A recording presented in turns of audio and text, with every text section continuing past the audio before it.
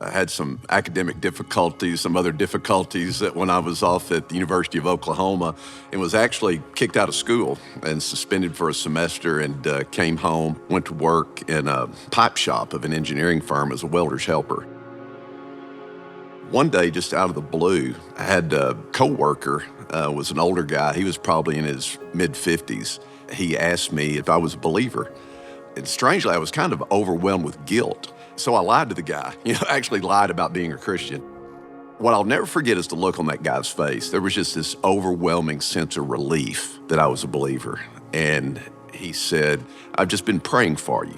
I've sensed that you're a young man who is restless, that's looking for something in life." And he said, "I became a Christian about 6 months ago." He said it was life-changing. And I was like, "Oh man, yeah, that's great. Yeah, you don't have to worry about me, I'm fine." The rest of the day was thinking about the things he was sharing with me. And at the end of the workday, I just knew in my heart that by the next day, I was going to have in my life what that guy had in his life. Our chapel is, I'll define as just as unique. Pastor Bobby's kind of the heartbeat of the team. Last year he was probably the main person giving a lot of the pregame speeches. He prays us out before every time we go out there, and we close us out with a prayer. It's not that churchy vibe that you may get when you go to a typical church just throughout the city. I think faith is oftentimes grossly misunderstood in thinking that it is something that makes you soft, makes you less competitive, that makes you less driven, when in fact, in my reading of the faith, it makes you all the more those things, all the more competitive, all the more driven, because you're representing something higher and something bigger than yourself. James says to his audience, you are at an advantage. You are not disadvantaged because of your circumstances. Now, from the world's perspective, you may be, but listen, God, because you're able to see through this, your eyes of faith enable you to see through these circumstances, you realize that something formative is happening in your life. Pastor Bobby understands what we're going through. He's out there in our practices, he's out there in our team meetings, and so he understands what certain guys are struggling with, what the team is struggling with, and so he provides just words of encouragement.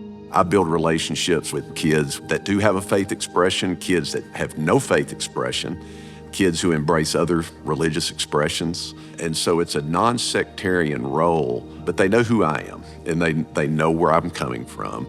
As Christians, we're taught that we're always supposed to be loving and accept people for who they are, and I think he really embodies that, just because, there's some days where I'm not feeling like I'm the best person for God, and I'm not feeling the best person for myself, and he's always kind of been there to pick me up, and I think a lot of guys on the team could say the same.